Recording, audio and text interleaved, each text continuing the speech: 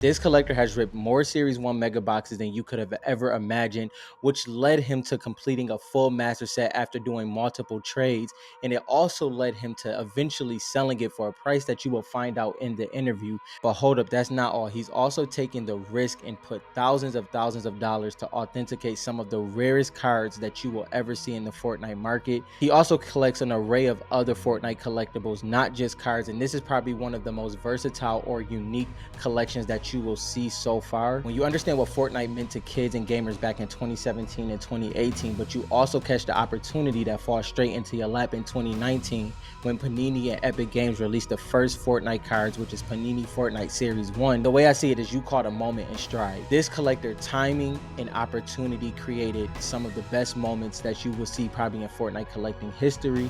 I promise you, you will not be disappointed with this interview. Watch it all the way through because there's some gems in here as well. And High Ground is happy to introduce Wayne Vanpelt, aka the Pilly Collector. Let's get into the interview. All right, Wayne. So obviously you've had a lot of major moments when it comes to collecting Fortnite cards, but how did you actually get your start? What got you into Fortnite cards and really what's keeping you here? What started it was when my son started playing the game. We started playing in season 1. Mm-hmm. It was like the tail end of season 1. Season 2, we started playing a lot more, and he started asking to buy skins, and I told him absolutely not. And I'm like, they do nothing. They're just cosmetics. I said we're not going to spend a bunch of money on different characters to use in the game if they don't do nothing. And we got to the tail end of season 2, and when season 3 hit, I had started noticing that kids were going into these lobbies with each other, and they're just sitting there skin flexing. That's all they were doing. They would just sit there and flex all their skins and who had what, and it was like a competition. And I thought to myself that this is like the modern day baseball cards. But it's electronic. Like this is what these kids are into now. And to them, it's like they have like a pride in their collection of skins in a game that I related to collecting cards when I was young. Mm-hmm. And so I told him, I said, all right, that's cool. Let's go ahead and get the battle pass, and we'll get emotes and skins. And it kind of took off from there. And I told him when that happened, I said, if they ever come out with trading cards for this game, we're buying every card they have. Yeah, like because I knew it would translate into that same thing. Like that's what these kids are doing. They're collecting them. So to have a physical copy of it, like in a trading card type deal, I knew before they ever did it would be awesome. And he came up to me. It was in 2019. He came up to me with a YouTube video of Ethan Monster. Yeah, I saw them. Yeah. So that did it right there. Ethan Monster did a video with his dad, and he says, "Oh, we're going to Target, and we're gonna get some Pokemon cards." And they go in there, like, "What's this? Fortnite?" Or like Fortnite cards. And Ethan Monster, his dad looks at him. He's like, "Well, how many do you want?" And he looks at him and he says, "All of them." and they just cleared the shelf. They bought every Mega, Blaster, Fat Packs, everything. They bought everything Target had on the shelf. So we live in rural northern Michigan. My nearest Target store is about an hour and 20 minutes south on the expressway. Oh my gosh! Wow, that's nothing like here. Right. I mean, I'm talking. It's it's like 80 miles. Yeah, 80, 90 miles away. So the next day, I said, "Let's go," and to Target we went.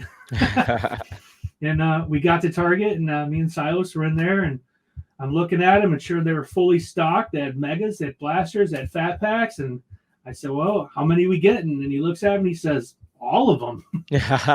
All of them. He learned from that video. Yeah, he did. So we cleared the shelf. We bought all of them, and we came home and just started ripping. And our very first box, we pulled the Lux Hollow. And it just went from there. So then it was like, all right, we're going to build the set. Mm-hmm. So I didn't know at the time how the cracked ice was laid out. So as I'm buying boxes and we're buying up what we could find, I did the math and I just shook my head. and I thought, man, you know, if we're going to do it and go all the way and do the cracked ice thing, we have to buy 100% megas, every mega box we can get our hands on, or we'll never be able to complete a Masters. It'll never happen. You know, not, and at the time, you know, we were buying them at retail. So that's where it started. That's where it started. And it took off from there. And I was driving once a week from northern Michigan all the way down to Detroit, hitting every Walmart, Target, Meijer, everything along the way, all the way down and back. And then I did that once a week for about 6 weeks until they just weren't stocking no more. And then I started buying out everything online I could buy. I bought Target out online. They cleared out the last of their cases. And then I went to Canada, and I had a guy in Canada that had he was a dealer, but he was dealing with the biggest distributor in Canada. And I bought every case he had except for one. I let the last case go, the last sealed case, and it was because I was at that point I was getting down to the end of my set. I think I only needed a couple more cards, and me and MC had done a lot of buy, sell, and trading between the two of us, putting our sets together. So I gave MC the contact to get the last case, and he's still to this day sitting on that sealed case of megas. So yeah, it was crazy, man. We popped like 400 plus boxes, mega boxes. Series 1. Did you keep any of the cases sealed, or you ripped them all? We ripped them all. We ripped everything. I did a case. Right. I did a case break in the group with my last sealed case, and chasing my last card and got it out of that break. Oh, nice. Yeah. So that was cool. I actually had a spot with Jimmy, with Jimmy's Bait and Tackle. You guys know Jimmy Newton. He sold the second master set. Yeah. So that's where I got my Rose Team leader. That was the last one that I needed. So it was a wild ride. It took forever, and I refused to sell any of my cards while we were building the set too. I knew that if I didn't have trade bait, I wasn't going to get what I needed. Yeah, because it wasn't about money at that point. It was, you know, and collectors that early, they weren't about money either. It was about what they wanted. Exactly. Yeah. And MC, I gotta give MC a lot of props. He was a big key to us getting our set put together, because he had so much ice on hand, and I had so much extra on hand that him and I, we exchanged a lot of big cards, like a lot. Like I was sending him stacks, stacks of ice. Yeah, but he was trying to get his 3-peat, so he needed bulk. You know, he needed somebody that had a lot of cards, and at the time, I was sitting on so much. It was just insane. I had stacks. So MC was trying to get the 3-peat, and you just wanted a master set. That was like your goal. You didn't care about having doubles or triples. You wanted the master set. Yep, that was the goal. Yeah. So what were you mentioned one of them? Like, let's just say 5. What was like some of the 5 hardest cards to pull in your journey of collecting a full master set? You know, it's really hard to pin it to 5, and this is why. Out of all the boxes we opened, I probably only got about 80% of our cards. I still had to buy, sell, trade for like 20% of them. Oh, yeah. We only ever pulled one Black Knight.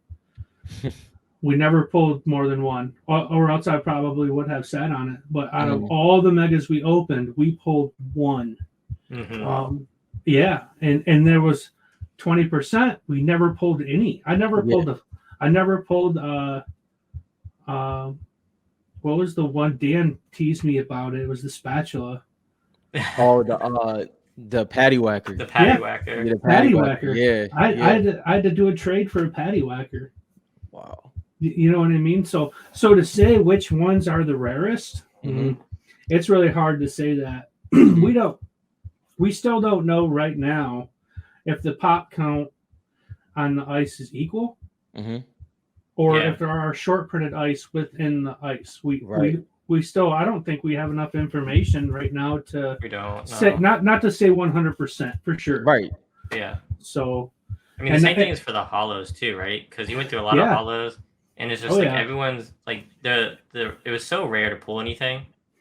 It's like the rarity was crazy, and there's so many different cards that the sample size you would need to get a good estimate of like what is the most rare is impossible. So I used to laugh when people say this one's the rarest one because I haven't pulled it. I was like, I mean, it doesn't work that way. I mean, but I mean, you're a testament to that. I mean, you ripped open even 400 boxes, which is an amazing amount, right? Yeah. I mean, I don't think that's enough because it's so easy to get doubles and then miss some. Yeah, because there were some we had doubles of, triples of, but that's but really even then, it's not to say that I really can't honestly say if one is shorter printed than the other. Wow. Yeah. So not with what I've seen. Now I even with the hollows, we've really had a hard time pulling Black Knights. Yeah. And on base. So but is that coincidence? I don't know. A lot of people have that same report. So I feel like Black Knight short printed in my heart. Yeah. Your gut feels. But can I put it on paper and say it? No. I know for me, I could never pull a Lux or a Red Knight. I could not pull those two cards at all, and it's like it just wouldn't happen. And there's so many other cards I just didn't care about that I never pulled. But like the Black Knight, everyone wants it, so it feels that way. But there's like so many cards I didn't pull that I wouldn't even remember that I didn't pull. Yeah, so it's interesting you say that because I remember you specifically saying how many Skull Troopers you pulled. I never pulled a Skull Trooper ever. And I cleaned out 5 and below, and I was pulling Skull Trooper hollow after Skull Trooper hollow. I just couldn't believe it. Yeah. I should have saved. I should have saved more of those guys. Right. So Wayne, so now you amassed this collection. You pulled your last one, and then let's fast forward a little bit. A moment comes. Matter of fact, we don't even know what that moment is. Explain to us what happens when you and Silas decide to sell your complete master set of Series 1. What was that moment like? How did you get there? Let us know. Well, when we finished the master set, I had a talk with Silas, and I told him that I wanted to put that master set away from when he turned 18. And the whole object was for him to sell it when he turned 18 as an investment and get his first car with it. And at this point, when him and I had this conversation, I'm expecting this to be like a $15,000 deal. When he's 18, because I'm at the time. Yeah, I'm thinking it's going to gain value, but how much value you never really know when something's new.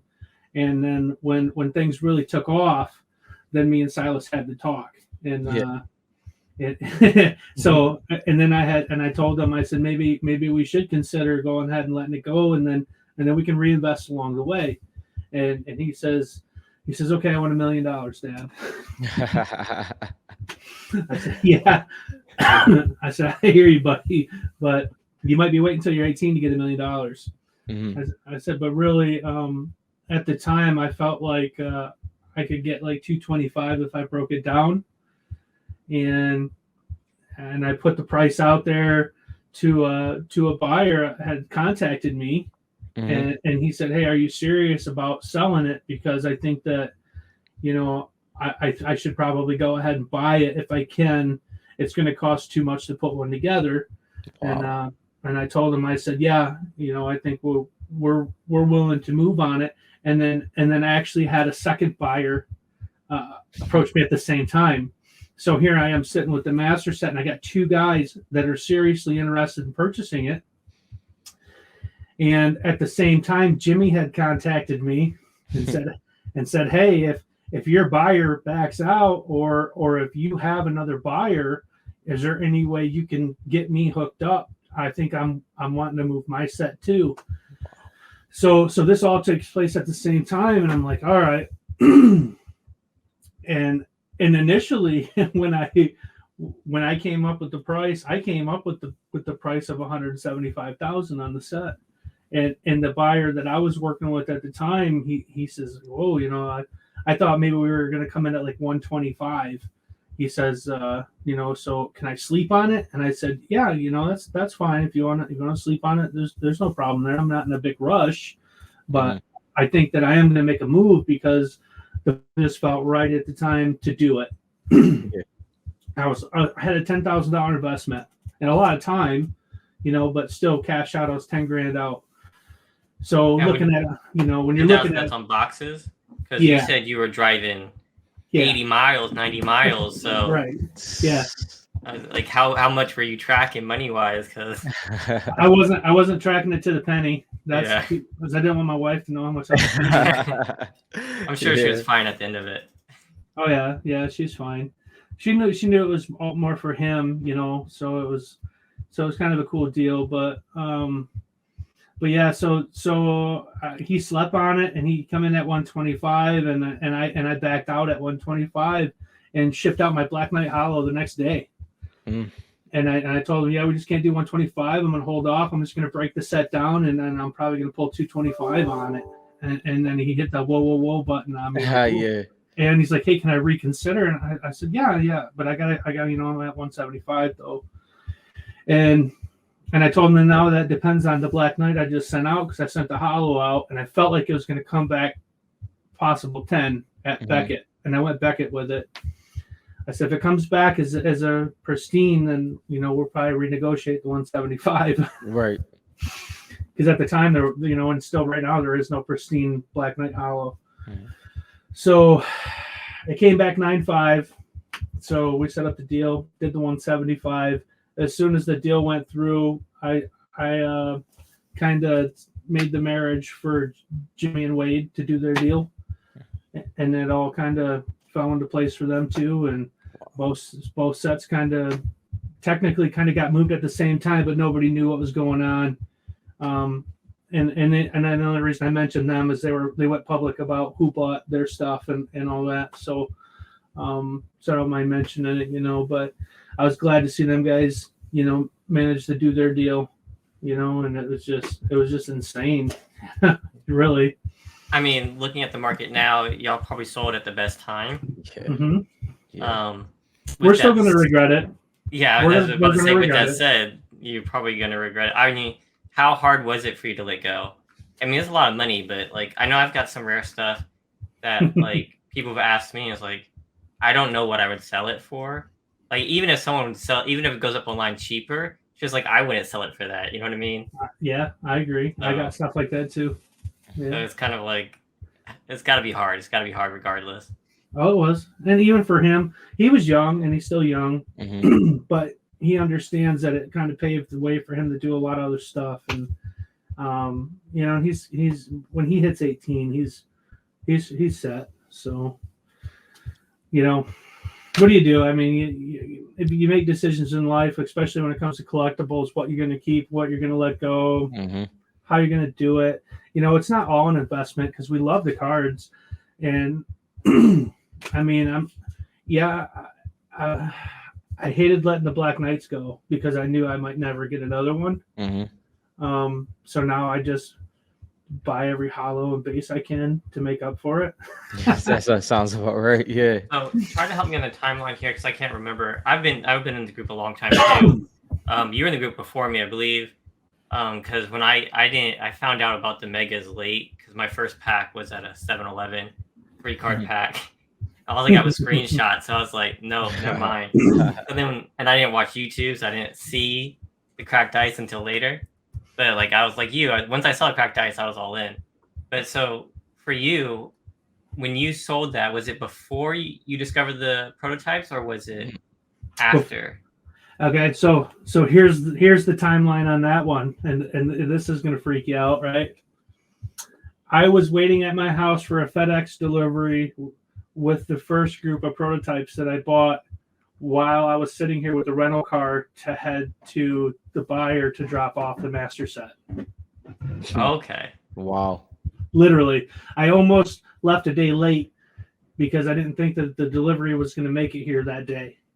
And I got the prototypes in hand, opened them up and looked at them, and my stomach sank, and I jumped in the car and we left and drove across the country to drop the master set off.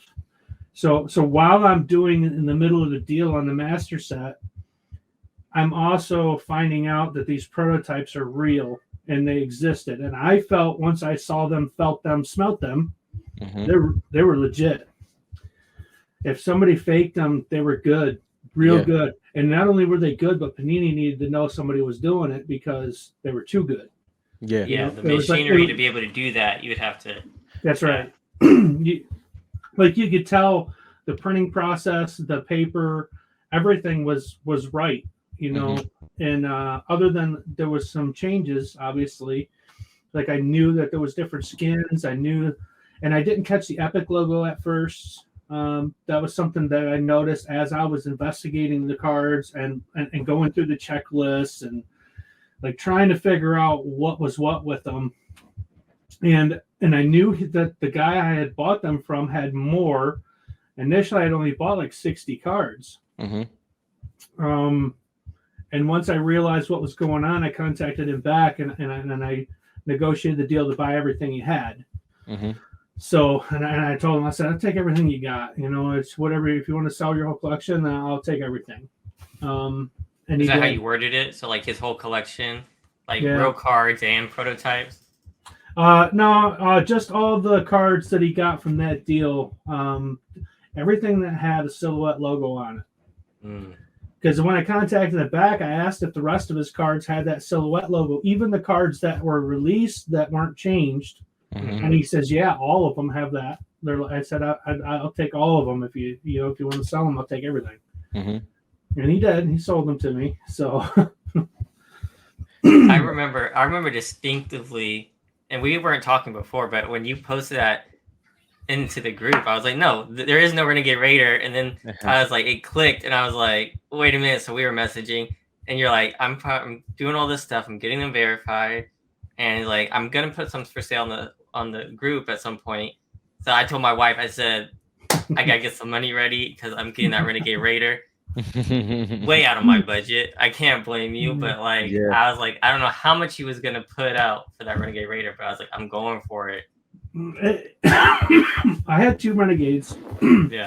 And I had to let one of them go to close the first deal that I did on them, where I was approached by somebody after I had got the authentication done, the forensic test was done, and I had cornered Panini, at the National Card Convention about the existence of these cards.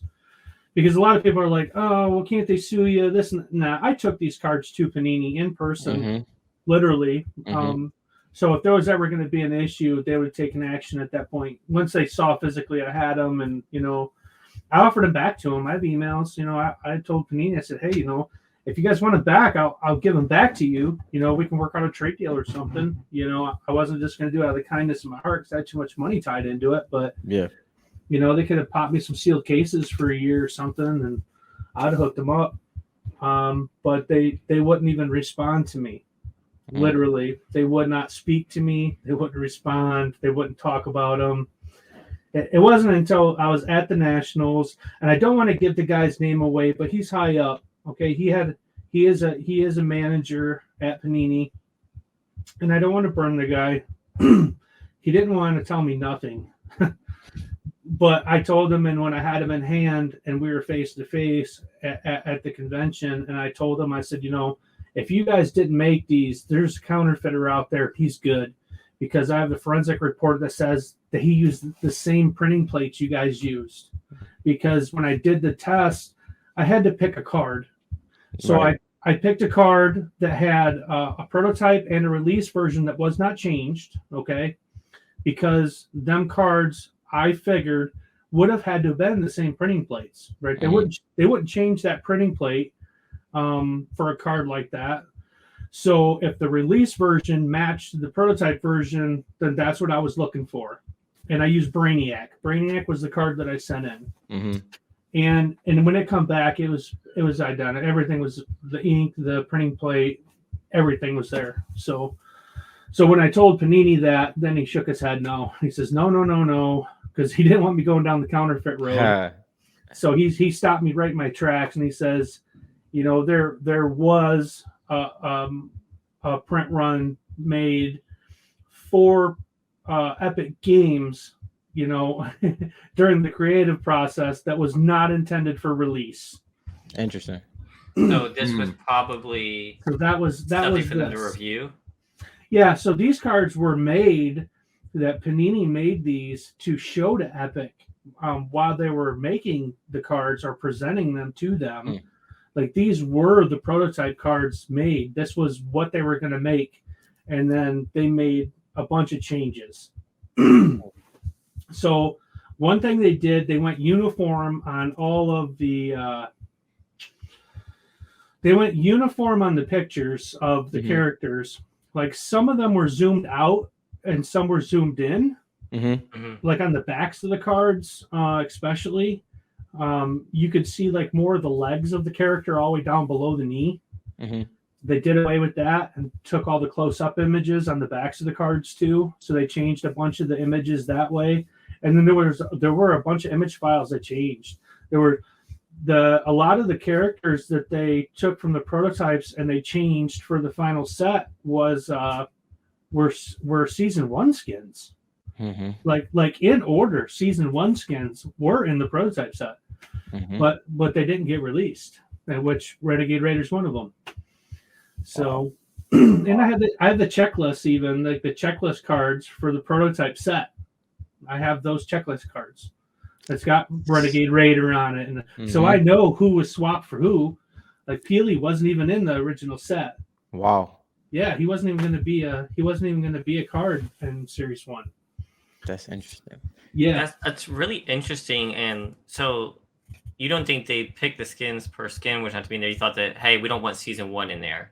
You think that's what Epic Games was trying to say? Like why would they? I'm sure Epic Games knows how popular, even at that time, Renegade Raider was. Yep. Like, everyone knows that skin. Even in 2019, everyone knew Renegade Raider. So for Epic Games to take that out of the set, it's interesting. I don't know why. It makes me wonder if they didn't want her to overshadow the set being an uncommon card or a rare card. I'm sorry. That's true. So that's interesting. So by doing it, they allowed Black Knight, being a legendary card, to basically become the top dog in the set. So and for being a legendary, he is the best legendary card, I think, in the set. Right. So and even to the game relevance, like when you see a Black Knight running around in the game to this day, you kind of worry a little bit because you don't know who you're up against. You know what I mean? When you see a Black Knight coming, you rarely see a Renegade Raider, but if you do, she's gonna smoke you. So for me, when I see a Black Knight versus when I see a Renegade Raider, it's like a whole nother day. It's like, oh snap, that's a Renegade Raider. We gotta watch out for that one. But the Black Knight's pretty close to that, though. It's just, you see Renegade Raiders so much less, even though, like, Black Knight, I mean, that's pretty rare too. I think I've seen one in the last couple months. That the difference between that battle pass and that seasonal shop is major when it comes to those two. That's that chapter 1 versus season 1 versus season 2. It definitely shows the difference, even with usage. But that's a great transition because we have smiles on our faces. It's amazing moment. This story touches me a little bit because something at a very smaller scale happened to me. USPS lost my cards last year. That was tragic. Definitely set me back. But I mean, it compares nothing to what you went through. So tell us about the time that your prototype cards got lost and just what went into that. Where was your mind at? And how much anxiety did you have through that whole process? Okay, so mind you, when this happened, it was during COVID. Yeah. So there was a lot of stuff going on at the time. So I sent a box to Canada. This was for a sale, right? You sold some of the cards? Yes. Yeah. I sold I want to say this was 40 cards. I think there were 40 cards. I think there were, or maybe it was 50 cards. It might have been 50 cards. I think altogether I sold 60 cards. It was like $51,000. I think is what that deal went for. But the first box was $40,000. That was the deal. It was $40,000, and that had the Renegade Raider in it. So graded or not graded? Not graded. No, not graded. Or authenticated? Not even. No, just raw. Everything was raw. And I sent the box. And before the buyer got the box, he contacted me back and he says, "Hey, would you be willing to sell me some more of the prototypes of the ones that you have like 5 of or 6 of the cards that I wanted? Not none of them that you only had 1 or 2 of. Just the ones that you have more. Where you're gonna have like 3 or more on them." And I'm like, I said, "Yeah, I can do that." And I think it was, gosh, I think it was maybe 12 or 13 cards, and it was another $11,000. So that's where it was like 51,000 altogether for the first sale. Now I had assumed as soon as he contacted me, he got the first package already, right? He hadn't even got it yet, and he bought another set of cards off of me, or another group of cards off of me. So I packaged them up and I mailed them out, and then he had mentioned something about the other ones hadn't been there yet, and I thought, man, it's taking a long time. They should have been there already. So he got the second box that I sent. The first box still hadn't made it. And I'm shaking my head and I'm thinking, what's going on? Got $40,000 in this box floating in the breeze. So I am hitting the panic button at that point, and I'm like, okay, maybe it's just slowed up. Maybe they delivered them the wrong address. Who knows? So I start trying to track them down. And I'm checking the tracking, and something was really goofed up with the tracking, and something wasn't right in their system. And I got to the point that at this point it had kind of taken so long that I was worried they were lost. I didn't want to follow the deal that I had going with them. So I went ahead and took my second copies of them cards and packed them up and sent him a whole nother box. Wow. Yeah. Wow. Just so he knew I wasn't messing around. You know what I mean? Yeah. Like I'm 100% legit. And and when you're in other countries, you put a lot of faith in people, especially with money like that. It's not just a couple $100. I went ahead and packed up a whole nother 40 or 50 cards, whatever it was, and sent them to him. And I FedExed them like the fastest route I could take, paid the most money as I could pay to get them to him. And even they screwed up. And then it really kind of irked me because they said the address was non-deliverable. And he had that happen before. But anyways, he got them. He got the cards. But that day, I contacted his postmaster for the post office area that it was supposed to go through to get to him. The postmaster in that post office looked up the package and said, "Your package has been delivered," and it was delivered in Vancouver, which is the other side of the country. Other side, yeah, 1,100 miles away. And I'm just shaking my head like they're gone. Oh, wow. You know what I mean? So I start tracking down everything I possibly can to find out where they went and how they got there. And I can't say too much about it because I don't want to give up too much information just out in the open on this deal. But they gave me an address where they were delivered, yada yada. Long story short, 2 days later they showed up back in U.S. Customs in Chicago, and I contacted Customs to try to locate the package when I found out it was back in the U.S. and they intercepted and direct shipped them back to me. So I got them back. Wow. So, yeah. Wow. And so you had already sent the other set, so you just kept the one that came back to you. Yeah. My goodness. Now, that is... I had something like this happen to me, but it was like 15 Italy cracked ice. So it's nowhere near the same kind of like feeling. Yeah. I bought like at the time someone had like 15. This is when like barely any shards were on eBay. Yeah. And they listed 15. I got it for like, I thought a killer deal. I think it was like $300 for 15 cracked ice from Italy. And there was a gold trooper in there and stuff like that. I was like, all right, I buy it. And like it took 4 or 5 months for it to get to me. So I was like, I guess I'm never getting those. But that's a completely different feeling when you got 50 grand on the line.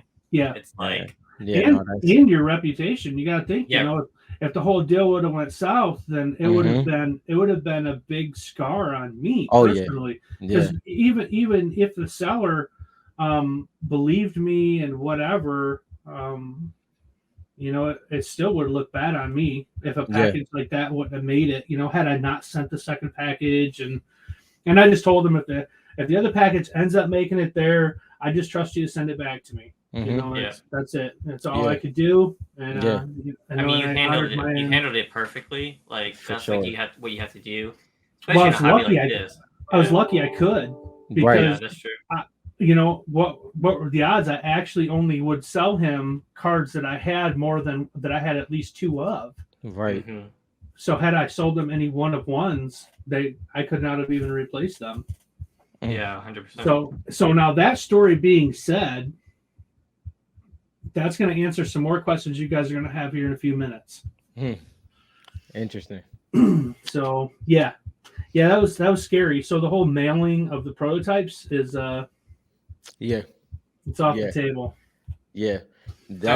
If you're in Canada, when you say it's off the table, that means you don't plan to list those on like eBay, or you want to do delivery. Done. I will deliver them personally, yes. Mm-hmm. But I will never mail them, not do FedEx, UPS, USPS. It will never happen. If I ever sell a one of one, it will never be shipped like that. Never. Not in a million years. If you live in Canada, you get in a boat. I'll meet you at the line.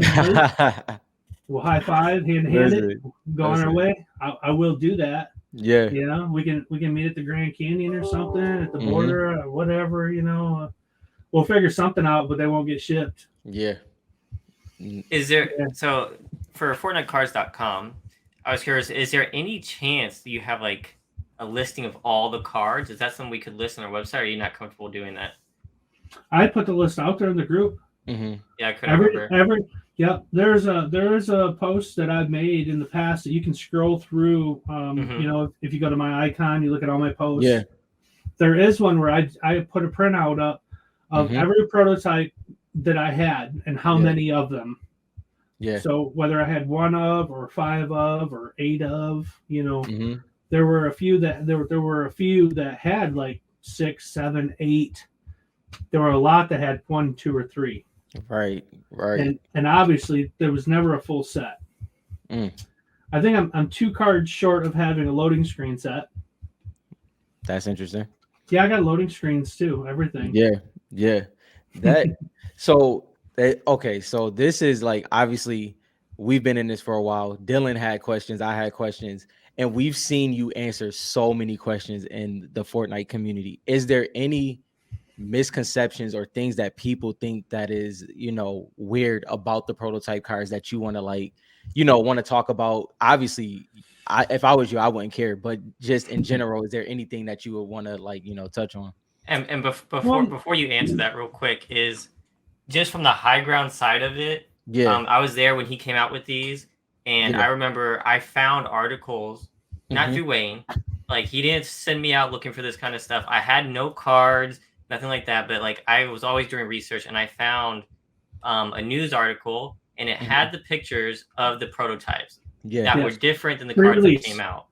And so I sent that to Wayne. So I want to say, from the high ground side, before we'll have he that answers his question, we also can confirm that they're pretty legit there. So go ahead, Wayne. Yeah, and I really appreciated you reaching out to me with that, because that was one of those things that helped with authentication, and I used that Newsweek article to back things up, because it's just one more piece of provenance to the story that Panini did have the image files of that SMG card that they posted in their pre-sale that was unreleased, and they changed the image, and I have that unreleased card, and all them cards in that Newsweek article had the silhouette logo. Yeah. Wow. So it just goes to show Panini had that. They use that for advertisement, which almost makes me think that they were going to release this set. And then Epic made demands and changes. And I did hear through the grapevine the Epic was so hard to deal with why they made these cards. Yeah. They were really hard to deal with.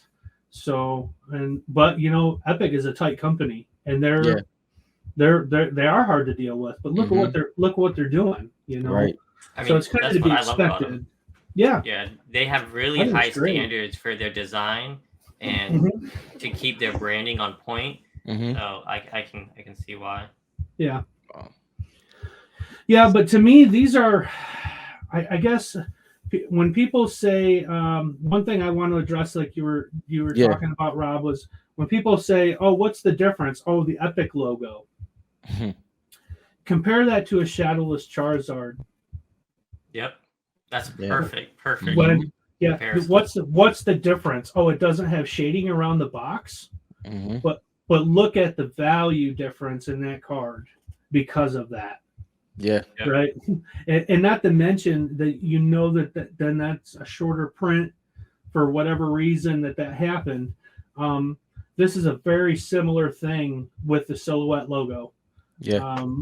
You know, it's really comparable to that. That's how I would refer to it as. But some of these cards are, I hate saying this, but they're the rarest in the world. Reason being, you know, there's only one of them in existence. Now, how much more rare can you get than that? And how many cards out there in the collector's world do you really know that there's only one of? You know, and this has been, I've been really public about these too, because if there were any more out there, I want them to surface. Right. I absolutely want them to come to light. I want to know what the population is. And still to this day, the only ones that are known are the ones that I've recovered. So, you know, everybody, and I've had people ask, you know, how do we know no more are going to show up? You don't. You don't. But as of right now, yeah. When people see the values of them and it's public, it's not private. So one of the things that resonates with me is, so I have one of the black and white comics, and I think, and for me, it's like I want those to show up too, because when we first got them, we thought maybe only the writer got them. Yeah. Now we think all the creators got them, so there might be like 50 or so out there. Right. It's like I want these to show up. Interesting enough, I can't say too much about those at this point, because I got some other information. But like Epic Games, DC Comics are pissed that these are out there, and they don't want any information. Yeah, they want no information out there about them. They don't want more being posted about them and stuff like that. So like that's like a common thing between these kinds of companies, is like when they F up, when stuff gets out there that wasn't supposed to get out there, they don't like it. And what's more interesting is, because I didn't realize that those were planned for an Epic Games meeting between Panini. So that makes me feel like it's not just like they printed a whole bunch of these and some didn't get burned. So like this was the set that they print for the marketing meeting. Yeah. This was the set. That's what it feels like. Look, now where these came from too, and I've had guys make comments, oh, them are from a garage sale. It's not from a garage sale, okay? There was an estate sale. And the deal with this estate sale where these cards were found at, everything in the house and the house itself was being sold. Everything was being sold on this estate. So nobody knows if whoever owned that property, I'm going to assume they worked for Panini. Now, whether they were fired or quit or hopefully not passed away, but that does happen, and he could have been in possession of these when something had happened, and they just sold off what he had. Now, again, at the time, Fortnite had not taken off yet either, so values were really low. People didn't look at these as high-dollar cards. And the guy that bought them bought a box. They were in packs. These cards were not loose. They were in packs. The fat packs that they were in were a gold metallic fat pack, like our gold, like the blue chrome boosters. Yeah. The fat packs were like a gold chrome. Did Like you a save any of the packs? Well, I didn't. Well, have no, the you pack. didn't rip them. Yeah, you didn't. Right, Rip them. that's right. I didn't rip them. No, Yeah, no. Had yeah, I yeah. seen them packs, I would have never opened them. Yeah, yeah. Because then there could have been a Black Knight prototype in there, right? Hypothetically, there could be a Black Knight, I guess. Yeah, he's on the checklist, but I'm gonna guess he got burnt, with the rest of them. Yeah. So With the rest of the packs, yeah. Yeah, and unfortunately, he was not in any of the cards that I got, and the guy I bought him from, he had claimed that there wasn't one either. Yeah. And he sold me. He claims he sold me everything that he had. Mhm. So, and then that was it. So, but there was something going on there, and I had mentioned that to Panini directly as well. Yeah. What happened there, and even who I bought them from. I told Panini who I got them from and what was going on. And when I asked him about the estate sale or how they ended up there, he kind of rolled his eyes and looked at the ceiling and would not comment. Yeah. One of the things I think it's pretty obvious that they worked for Panini was, I believe the estate sale was in Texas. Yeah. And the Panini headquarters is in Texas. So, yeah, it was. It wasn't. It was just on the other side of town from the headquarters. Wow. Yeah. Wow. So I mean, that's a coincidence to say the least, right? Yeah. Right. Yeah. Wow. And I wasn't the only one that knew about these. Okay, there was another group member that was bidding on these against me. I didn't know who it was at the time. Mm-hmm. But and you can confirm this. It was Franklin. Ha. Franklin, he was hot on these too, but he wasn't sure if they were legit or not. And nobody was at the time. We didn't know. So how much are you willing to spend on something that you don't really know? Mm-hmm. And I was just willing to spend a little more than he was. Wow. Well, you also had your mattress set being sold. Yeah. Right. So like you're getting an influx of money. And then it's like, if I have to go out and get these verified, I now have a small fund of money to be able to do that. Yeah. Right. So, I mean, that was a good gamble on your part. I mean, I couldn't see. Yeah. You perfectly set it up. I feel like you're like perfectly set up to do that. Also, if anybody else came upon those, I don't think anybody would have gone through the links. That's what I get at. That you did to get those out into the market and to make them. So like we at High Ground are trying to put out content for people. We're trying to go above and beyond, put as much content out as we can about everything. I love you guys' content. And you're one of those other people who's been so important to the hobby because like no matter what happens, like no one can take away from you that you went out, you found something, and it's like you didn't just dismiss it. You got it verified. You got SGC to approve it and get it authenticated. So like, I mean, those could have just been lost forever. Like, and someone could have grabbed them, done nothing with them. Yep. So I mean, the hobby owes you like a applaud for that. To be honest. And to be honest, on top of that, Dylan, like you think about the time frame as well. Like we had some people attempt fake Fortnite cards. What was it? Maybe a couple months later. So then think about if you would have found it or that would have showed up a couple months. It was just like it's just too risky at that point. So the time frame, the work that you did to get to that point, it's applauded over here because exactly. And the fact that you went through the steps to get them all verified first. Yeah, like you mentioned them, but you didn't try to sell them. You weren't trying. You went through all the steps to make sure these are legit.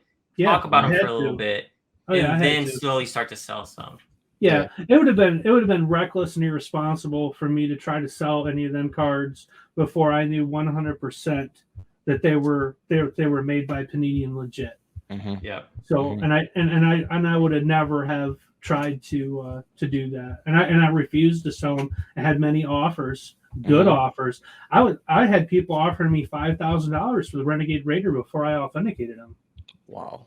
Yeah, that's kind of where the range. I was like, yo, he's gonna list these. I was like, I gotta get like I don't know $2,000 to $5,000 if I'm gonna. Because at the time, you have to realize at the time the prices weren't that high yet. They weren't they weren't like skyrocketed high. Yeah. So like paying $2,000 to $5,000 is like okay, you're looking to buy this card. Is what I thought, but then it's like, oh no, Wayne knows what he's doing. He wants more than that. He knows what he has, you know. Yeah. So, oh man. Yeah. So that was crazy. I remember being in the car. I remember looking at that. I was like trying to figure out what am I gonna sell. I gotta get my hands. I think I did send you a prototype, didn't I, Dylan? Yep, you sent me a prototype. Yep. Wayne was super nice. He sent me a prototype for sending him the ad. I didn't do it for any reason. He just sent me. He sent me one of the ones. Yeah, it was just like a good looking out, man. I appreciate you. You know, you didn't have to. You didn't even have to tell me you found that, but the relevance of it, I was just like, yeah. And I've given a couple of them away to people for free. I have actually. There's a couple of people out there I've given them to for different reasons. Kind of just a good looking out thing, you know. Brad Dabowski. I gave him. He said one day he had made a comment to me. He's like, man, just someday, anything, just give me anything with Renegade Raider's name on it. And I got the jam on our Fortnite account, and we were in the whole 70,000 V-Bucks with no credits, where we were buying cards, we were paying for it online, and they would never credit our account, and we couldn't buy anything. So I hit Bradley up, and I'm like, dude, is there any way that you can purchase stuff for me, and I'll just send you the money because our account's screwed up? And this went on for like a couple months. And he's like, yeah, no problem. So I would send him money, and he would buy V-Bucks, and he would buy whatever we needed from the item shop. So we were getting the skins that we wanted in the game. And then when they reloaded the following season, 70,000 V-Bucks showed up on our account. Wow. I'm like, oh, cool, Bradley, they fixed it, man. I got our V-Bucks now, so we're all good. I appreciate it. And I sent him a checklist card that had Renegade Raider on it, on the checklist. That's dope. So that's pretty cool. Yeah, there's only 3 of those cards. So Brad's got one of them. So and he might not think a checklist card is relevant, but wait till you see down the road how relevant that is when you see Renegade Raider on the checklist. You know, to be able to see what was put on the list and what wasn't, and to compare them, I think is pretty cool. Yeah. There's another one that I think is not a card that I necessarily want, but I think it's super cool. Is the referee? So if you guys don't know, if you go to Series 1 and you look at the referee skin, his whistle is gone. Okay, so you see the string and his whistle is gone. The prototype one, the whistle is there. So they made a huge mistake and they switched out the wrong image. So the prototype is the only one that actually has the whistle, which I think is a super cool card. So it's not what that guy was chasing, but like that's like one is like, duh, these are obviously real, right? Because they messed up on the actual print one and the prototype, like it's the obvious mix up. So if they're fake, they would probably have the fake image. Yeah, you might as well get to showing them prototype cards, Wayne. Might as well get into it. Yeah, I got one right here. I'm just trying to find out where he's at in the box. Yeah. The referee without his whistle. So I'm scrolling through here. Here we go. Oh, that's the one without it. That's the one. Okay. So I got one of each right here. So what Dylan was just talking about was this right here. I'll make you bigger real quick. Wow. Yeah, so if you can look there, the one on the left hand does not have the whistle. The one on the right does. The one on the right is the prototype. Yep. That's crazy. So for some reason, they decided to make changes in the set. And no whistle. Yeah, they took his whistle away. I don't know what he did. Maybe it made too much noise. But... I mean, you have to think about like how many different cards there are in the set, how many different images, and like to get that file set up. And then Epic Games like, wait, we don't want to do these. So then the designer had to go in and switch them out, and he must have switched out the wrong one. I listen. I am genuinely grateful that, as we know of, that there is no Lux prototype card because I would not be able to sleep. So I'm just glad I'm glad that it hasn't showed up. I'm just glad because that would just mess me up, man. So I'm glad. I hear him. Yeah, there's a couple people out there that are in that situation right now though, because I've got some of the prototypes that are these guys' PC chase. Like I've got Bright Bomber, I've got Dark Bomber. Yeah, you know. I mean, I know you have some Gold Troopers in there. I have a Gold Trooper holofoil, which is crazy. I heard you had a holofoil, and like I was like, dang, I really want that card, but there's like no way. I was like, there's one. There's only one. Nothing. There's nothing I can do to get that, but that's pretty cool. I had offers on her and another holofoil, the Suntan Specialist, which is Actually, he was a variation. He's got the arms crossed instead of waving. Yeah, yeah. And the trade deal that was being offered up at one point was reaching like 25,000 for them two cards, and I turned it down. I couldn't do it. And so when you saw our top 50 and saw Ghoul Trooper up there, I mean, you have to be pretty excited for Ghoul Trooper to be in there. I love Ghoul Trooper. Yeah. She's one of my favorites. Yeah, that's definitely iconic. I am glad that there are no Series 2 prototypes because it's a big stress, bro. Like if your PC card is in there, I would have to get Aura. Like I don't know what I would have to do, but like if my PC card Lux was in there, Wayne probably wouldn't like me right now because I would probably annoy him to oblivion. It'd be like, you sure? What about this? Sure? What about that? Like, bro, I'm not selling it. I'd be like, all right. You know, so yeah. And I've only sold one card that was a one of one. Only, and it was a weapon card. Mm-hmm. And it's the only card I've let go of that I only had one of, and I regret it so bad. Are you willing to say what weapon it was? It was the AR. AR. Mm-hmm. Yeah, and I still have it in my possession. Yeah, it's in the vault, but the person that bought it's from Germany, and he didn't want me to ship it, so we're just holding it. He did want to get it slabbed, but again, the slab thing, guys, I will not mail these cards. Okay. Yeah. Mine are not slabbed. Yeah. None of mine are slabbed. The slab cards you guys see are from the guy that bought them from me. He sent his in, had them authenticated. Now I've been over this with SGC multiple times now, and I want to take my cards to them, and they won't let me do that. That's interesting. They won't allow any in-person drop-offs. So it's got to be a security thing. They blamed it on the COVID stuff for a while, but now here's the thing: is CGC is grading Fortnite cards, and I had a conversation with them during the time we were trying to get SGC to do the authentication and slab them. CGC had told me that they would consider doing them if and when they ever started grading Fortnite cards. Mm-hmm. Now, I haven't got back to them since they started grading Fortnite cards, but CGC did forensic examinations on Magic and Pokemon prototypes and slabbed them. They're the only other company that's ever slabbed prototypes like that. Oh. And they did the forensic testing on them to do it. So they're already familiar with what I've done and how I did it. Mm-hmm. And they're open to slabbing them. And I really think I'm probably going to end up taking mine to CGC. Interesting. But again, that's only going to be under the condition that I can bring them in person and drop them off and pick them up when they're done. Mm-hmm. I'm not mailing them, and I don't want them mailed back to me. I don't blame you. Blame I'm not even willing to risk it. At some point in the next 10 years, somebody's going to let me bring them in to do them. So I'm in no rush right now, you know. So mine are still raw.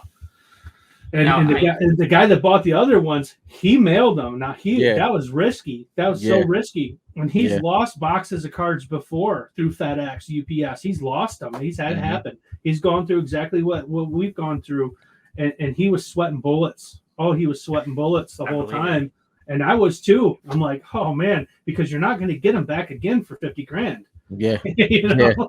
It's just not happening. Well, no, that's kind of how when I sent all of my auras in on the same PSA order. Yeah. And so like when I was waiting for them to get back, they all came back 10. So I sent in 3 Optichromes, 3 Hollows, and 3 cracked eyes. Mm-hmm. And anyway, so I was sweating bullets too. And luckily they came back, and I was like, "Whew." So prototypes, I can only imagine. I would suspect, because I know PSA goes to the national. Mm-hmm. I wonder if you could do SGC at the national. I don't know if they go or not. Well, when they were at the national 2 years ago, I don't know if they went last year or not. But even when they were there 2 years ago, I was there talking to them, starting the conversation about the authentication and everything that was going on, and they weren't even accepting submissions at the show.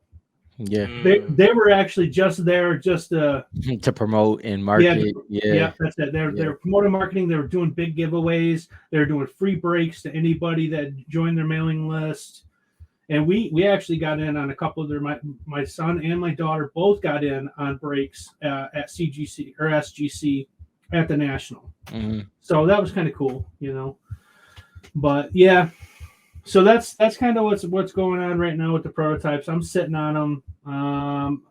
I get approached by people wanting them. I haven't been pushing them because I'm not trying to sell them per se right now. Mm-hmm. In 10 years from now, I'll probably make some big sales, unless somebody approaches me in the meantime with something that turns my head, and then I let guys have a card here or there. The last sale was Dynamo base. It was release version prototype, sold for $1,000. Yeah. That was the latest prototype that I let go. So that's a good one too. That's a good yeah. one. Yeah. Yeah, and it's a base release version, and that's going at $1,000. So the prices have gone up on them, since I started to let them go. But where they're at right now is probably about where they're going to hold. I think that the guy that I had sold them to that went and got his at SGC, his slabs, he's priced them up there, and he's not in a rush to move them. He's going to let them sit till they move at that price. Yeah. And I'm fine with that, Well, as someone who likes SGC, I love them in the SGC slabs. They look great in the SGC slabs. They look great, and that's like I've seen. I'd like to have them, but mine would all be done right now if SGC would let me just drop them off at their building. Right. Yeah, I get that, and like you've already lost your own set once. Yeah. And so you don't want to risk that. I don't blame. I can't mail one of ones. Yeah. Oh, do you know how many true one of ones SGC's ever slabbed? I don't. No. 0. Really? Wow. How many cards out there that there really actually only one of? Yeah. Yeah. Yeah. There's like. Are you talking about Fortnite? Or are you talking about in general? Because I'm sure they have to. Period. Just one of. Now I'm not talking about a card that's a variation that's a stamped one of one. One of one. Yeah. Has a different color border on it, but it's the same picture. Like that's not a true one of one. Yeah. I'm talking. There are 2 cards that I know of. One is a Magic card. One's a Pokemon card, and SGC didn't grade either one of them. Mm-hmm. One of them's encapsulated in a trophy from a Magic tournament, and those were actually considered to be the rarest cards in the world. I went to Guinness Book of World Records and was trying to get the title on the one-of-ones as rarest cards in the world, but they closed the category off. Really? Oh, yeah. So you can't even submit a trading card as the rarest card in the world of one of. I think because they got into the argument of cards being stamped one of one, and there's actually so many of them cards made. Yeah. That one says one of one and it's got a gold border, but this one's one of 5 and it's got a blue border, and this one's one of 25 and it's got a red border. But you know what I'm saying? Yeah. No, I get you. That's kind of what's turned me off from sports. It's I'd be fine if they had like 1 of 10, but like once you have like 1 of 10 and then you have the same card, you have a 1 of 25 version that's another color. Like, no, you're like 1 of 35 now. Yeah. And then you got the 1 of 50, so it just keeps going up. And it's just confusing. They stretched out the parallels too far. Yeah, it was the stretching for sure. Yeah, that's what it was. Yeah, the stretching was definitely what did it. Yeah. But so if I'll let you pick. Do you want to show the prototype cards and then do your top 10, or do you want to add some prototype cards to your top 10? Because I know at least a couple of them is going to be in there. They gotta be, they gotta be in the top 10. But really, what I kind of want to do is like, just because we're all Fortnite collectibles. Yeah. Like, I got a couple of things that aren't cards that I want to throw into the mix. Your floor. That'd be great. Floor. Yeah, let's do top 10 Fortnite collectibles. Is that what we're doing? Yeah. I like it. I like it a lot. This is kind of like my top 10 list. Perfect. So this right here is where it starts. So we'll say this is like 10. All right. And how can you not? Oh, nice. Yeah. Right. So this is where it begins. This is where all of this begins. Is the game. So if you're really serious about collecting, you need to get a hard copy, whether it's a PlayStation or Xbox, whichever you prefer, whether it's sealed or unsealed. It's not going to matter 10 years from now. I think in 10 years from now, they're not going to produce a disc, period. There will be no more discs. The fact that you can still get these right now, where's this going to be down the road? You know, and right now some of the sealed graded copies are pretty high.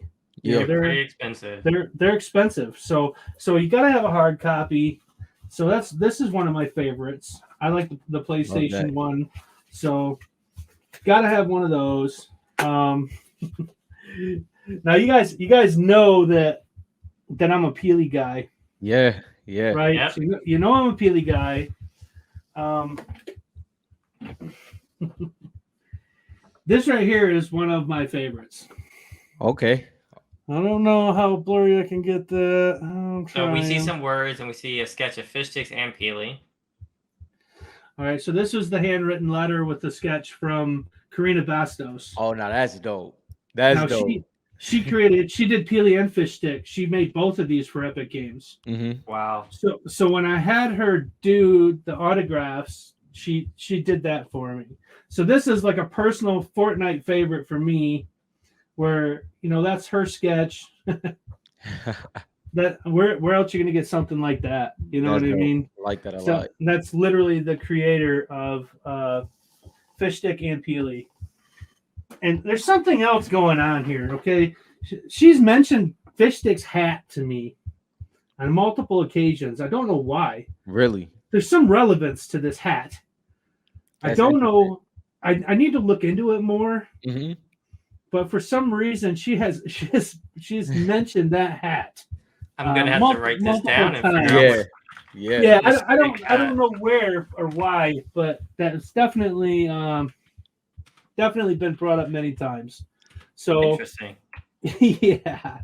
I mean, you can't throw anything out with Fortnite because we don't know where the story is going. I hear you. They always have so much up their sleeves. So whenever you get any kind of tips or anything that just saying, "Wait, why are they talking about this?" That's something you want to pay attention to. So that's interesting. Yep. I hear you. So then, my Peely collection is definitely it's been brought up many times, but So then I've got the autographed Peely cards. Yeah. Now I've got a few. Okay, I've got a couple of cracked ice. Look at that. I got a couple hollows. I've got Brazil, I've got Italy, and I've got USA prints that have all been autographed. In total, I think I had 21 cards autographed, and as of right now, 3 of them have been let go. Wow. Only 3 cards I've let go of on them. So that's my autograph Peelies. But my actual Peely, so that's, I don't know how many of these, if it's 1, 2, 3, whatever. You can just show your collection. It don't even matter. Just and it's all right. So let it go. This is where the Peely collection gets sick. Yeah. It's not when he has the autographs or the sketch. This is where. So we got cracked ice, and we got hollows, and we got hollows, and we got hollows, and we got hollows, and we got slabbed hollows. We got slab base. I've got Peelies, but then I've got Peelies. So while you show off the Peelies, for anybody who's watching who's not familiar with S1, it's not like S2 and Series 3. Epic cards were hard to find. So like when you have base epics or base legendaries in a Series 1 set, they are pretty freaking rare. So like it's not like if you see a base card and you see them in this multitude, that's something to behold. It's insane. Yeah, it's insane. Wow, like that's a lot of epics right there. I'm assuming those are base, right? That we're looking at right now. Yeah, yeah. That's Wayne, are those mixed between all 3 prints? Is that all USA? Is it between Italy and Brazil as well? There's probably like 20 of them that are mixed Italy and Brazil, and the rest of them are USA print. Wow. So we're looking at like, oh my god! And he pulled out a box of them. Yo, this is crazy. Look at that. You know the Peely emote where he's just throwing the bananas up? Yep, there you go. I could literally do that. Like you got to remake it for like 20 minutes, because then we got stacks there. And this is a whole nother stack here. So Rob, I was gonna say Wayne's like me, where he likes to collect multiples of a card. Yeah, But he's not like me because this is on a whole nother level. this is a whole nother level of collecting multiples of a card. Yeah, how many Peelies can you own? You can own a lot of Peelies. So I saw a post the other day where I think it was Benjamin says, "Hey, have you ever just felt like owning 41% of the pop count?" Yeah. Is this 41%? My Because this isn't even in the pop count. These are all uncharted. All uncharted, because none of these are in the pop count. And they're all Peelies. So I am over 200 Peelies. Easily. Yes. Yeah. You're making me want to go look at my cards and switch up how I'm collecting things, because no, this is pretty. I feel inspired right now. Yeah, I feel inspired to expand on what I already have. Yeah. So the Peely stacks. That's the stacks of Peelies right there. That's absolutely. I don't know. Sometimes I even think it's insane, but over 200 Peelies. For base wise, for epics and legendaries, I see big things in their future for sure. Oh, yeah. I mean, we do know like Peely's base did hit like a little over $50 at one point. Yes. Yeah. And then it's come back down. I remember I was buying them. I had bought a couple for like $2. So I was like, man, that Peely base for $2, that's cheap. So no one's buying the base, and then like 2 weeks later, it jumped up to $50. I sold at that 50 too. I did. Yeah. I had about 7 base cards, and I let them go at that time. I remember that. Did I buy them? Probably.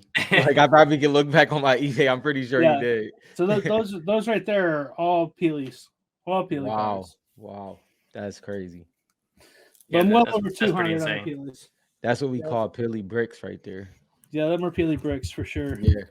So if anyone tells me like they're the king of Peelies, I'm just gonna have to keep this in the back of my mind. I have an interview for you to watch. Yeah, just watch this one real quick. This is the Peely 401k plan. Yeah, there you go. Because the time's gonna come where I think you're gonna see these at $100 a card.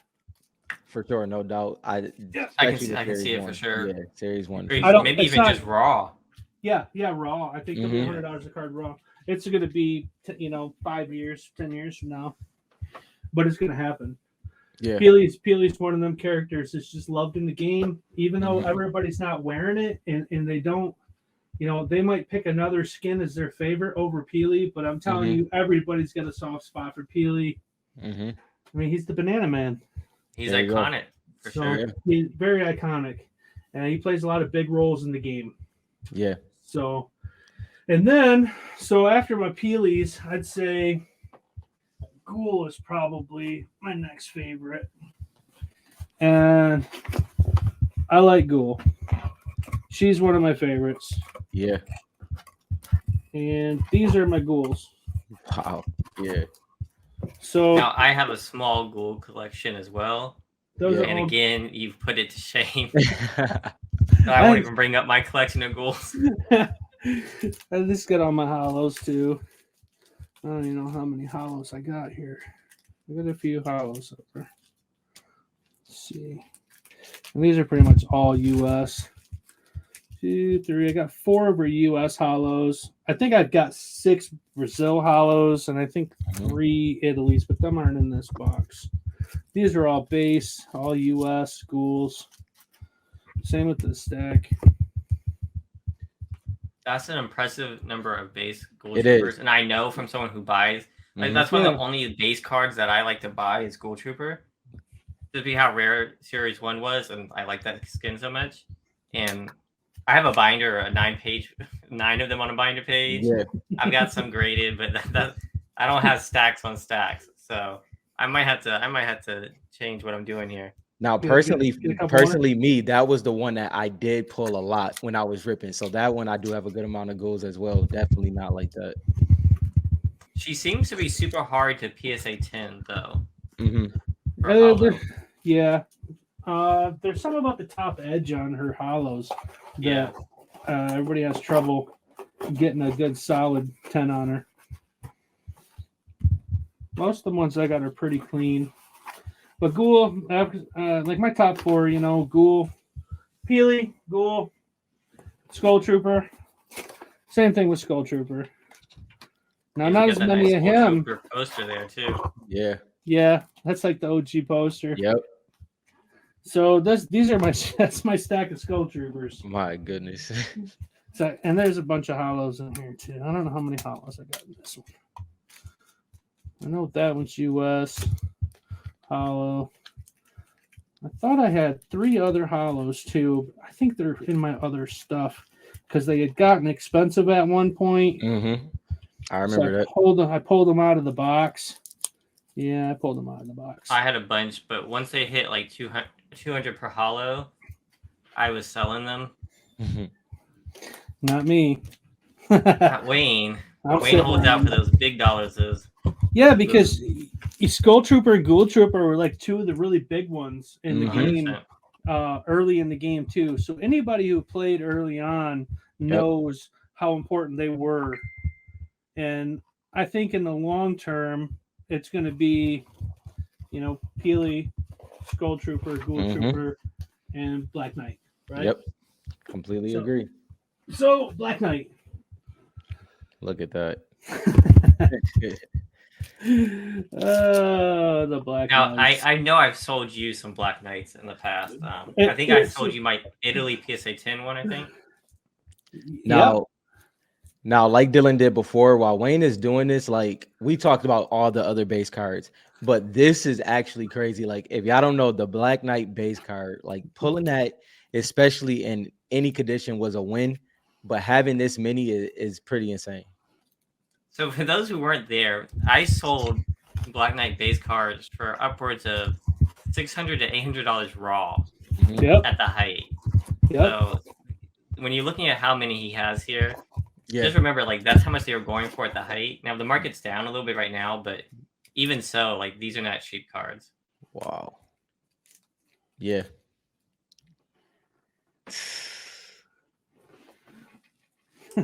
even got some cracked ice there, I see. Yeah. These are all... We pulled these Brazil cracked ice here, all 3 of them. So... And what's interesting about the Brazil ones is if you pull a legendary cracked ice, I believe the other cracked ice is also legendary when you pull those. Yeah. Which is kind of interesting. Wow, look at that. Some gem mints. This is what I like about Wayne's collection here is like you don't see just PSA. There's another cracked ice in there. Like you can see he has multiple grades. Yeah. There's that 10 Italy right there. That's that one I got from you. That 10 Italy. Yeah, the 10 Italy. Which and I've had a lot of guys trying to get that off of me, but I won't come off it. Smart. Just because there's only a couple of them out there. There's not. I think it's like pop 6 or something like that. Yeah, it had really low pop when I sold it. I remember. I had a couple people who were interested in it. Yeah. Yeah, there's 4 cracked ice, 3 hollows. There was other hollows in there too, USA hollows. I know the one was a PSA 9. So, Peely, Ghoul Trooper, Skull Trooper, Black Knight. That's my top 4.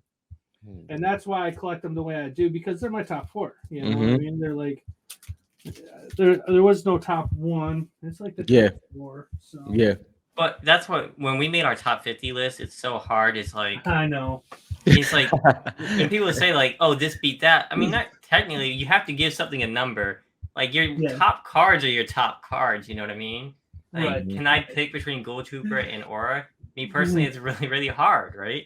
Yeah. So it's like, you have your top 4 and I get that. That's nice. Yeah. Oh, Dylan, this is a good one right here. But you know how I feel about these things. I'm about to pop Yeah. up. So here's that's the 9.8 mono. Mm-hmm. And then these ones I still got to send out. So I still got 4 more of them. 4 more. Yep. So we're sitting on 5 monofoils right now. And there's a couple other ones I almost picked up, but just haven't got the right deals on them yet. So this is definitely, I think, a must-have. Yes. The monofoil copy, that 1 of 500 variant. Mm-hmm. I think the comics in general are such a good direction that people are sleeping on. Mm-hmm. There's so much stuff I couldn't pull out, but I'm not lying, Dylan. I got a stack like this. They're Yeah. all graded copies of the first one all the way up, all graded copies. Yeah. Oh my gosh, nice. Of the books. And I don't think there's a comic book out that we don't have a copy of. Yeah. So Yeah. we bought into the comics too. So that was a big thing. And then after the monofoils, I gotta say, right here. The prototypes? It's gotta be the prototypes. No, the promo sets. The promo set. The promo sets. Yeah.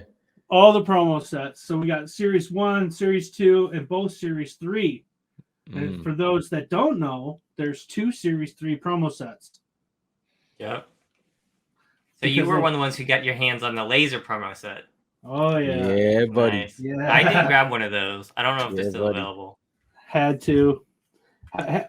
Down the road, I think, even though they're Italy print, and I haven't even looked at the back of them to see what it says. Yeah, it says printed in Italy, but they are the laser prints. Yeah. So they're the only lasers of those skins. So yes. It's like, yep. For any of the, when people talk about like, oh, it's just Italy, it's like, it's cool if it's like their second print. I consider them second print, third print, but that's lasers, right? So it's the only print, you know. So that's like right. the Italy part doesn't matter. Fortnite is an international game. Mm-hmm. The FNCS is in Denmark this year. Yep. So you cannot sleep on Italy. Now, if you want to say second print for first print, I get that. Yeah. But man, those lasers, those are pretty cool. Yeah, but definitely, I think that the promo sets are a really good thing to have in the collection, and having one of every set. You know, it's and the Series 1, obviously they were up to $4,000 at one point. Mm-hmm. You know, I'd say now they're down probably closer to 2,000 a set, but I think the biggest sale was 11,000. Yeah, that was crazy. And then it dropped by half because I sold mine. I sold mine for $4,800, but because it jumped up so fast, I was like, I had to sell this. Tell me about it. You want to hear a good story about that? Yeah. They jumped up so fast that I sold like my 10th set for $100. Thought I was doing great. The next week's when they hit $4,000. Ooh. Yeah, so I bought my set for $200 off eBay, and then 2 months later it hit $11,000. So I was like, I gotta sell this. I was like, no way. I've got to make back some profit here. Right. Wow. So between the Peelies, the game, the ghouls, the skulls, the Black Knights, one that hasn't been getting a lot of mention lately, that I think in the long term. And even now, I mean, it's not that it's not getting a lot of value, but, Midas. Yep. Oh, yeah. So I've got two PSA 10 Midas cracked ice that I submitted, and they're consecutive serial numbers.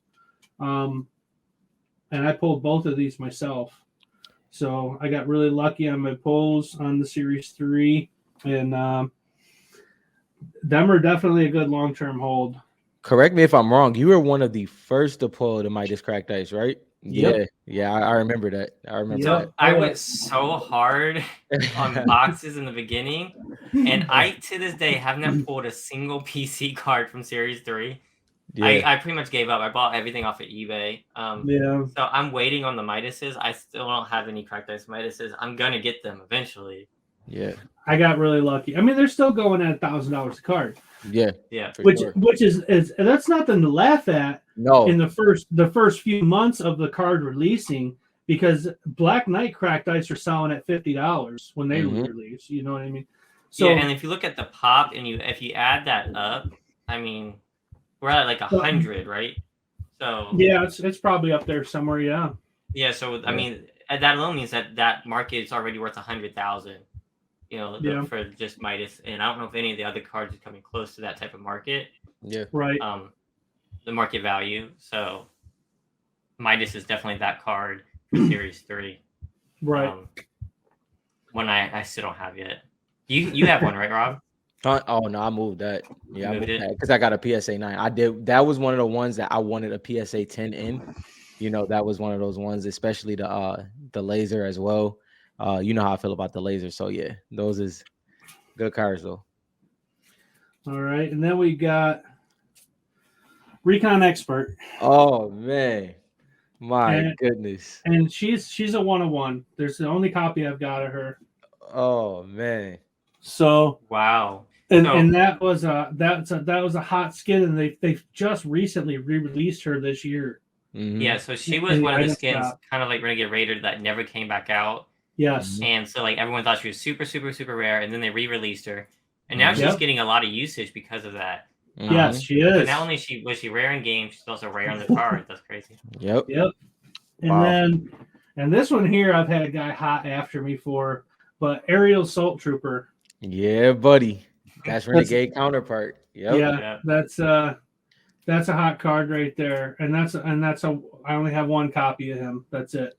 Ooh. Yo, Only that's one. that series 1 seasonal shop. I mean, Yes. season 1 seasonal shop. That's crazy. Yeah, that's crazy. season 1, original season 1, and then our girl. You know, Man, Renegade. My goodness. Renegade Raider. he's so close but so far away. Yo, can we just take a moment to understand what that crystal shard would have looked like? That Oh, thing man. would have been insane, bro. Yeah. That thing would have been insane. Yeah, Oh, Renegade my Raider goodness. Cracked Ice would have been insane. Even Oh, the man. hollow. Yeah, you know, even the hollow. That orange. even to have had a hollow of that would have just been amazing. But Yeah. Like I'm trying to understand what made them not use her, and it just doesn't make sense. Like even if the Black Knight's in there, they're both gonna be chased after. Like, yep. Yeah. I don't understand why they would take the Renegade Raider out there. It's I not know. because we know it's not because they were edging her out of the story, because she got like this huge story in 0 Point, the comic. So like, why did they leave her out of the set? That our loss is Wayne's gain, I guess. There you go. That is There you go. insane. There you go. And I got my Ghoul Hollow. That's the prototype hollow there. Oh my gosh. That's crazy. That's Out of all the cards you probably have for the prototypes, those are the two that I want the most.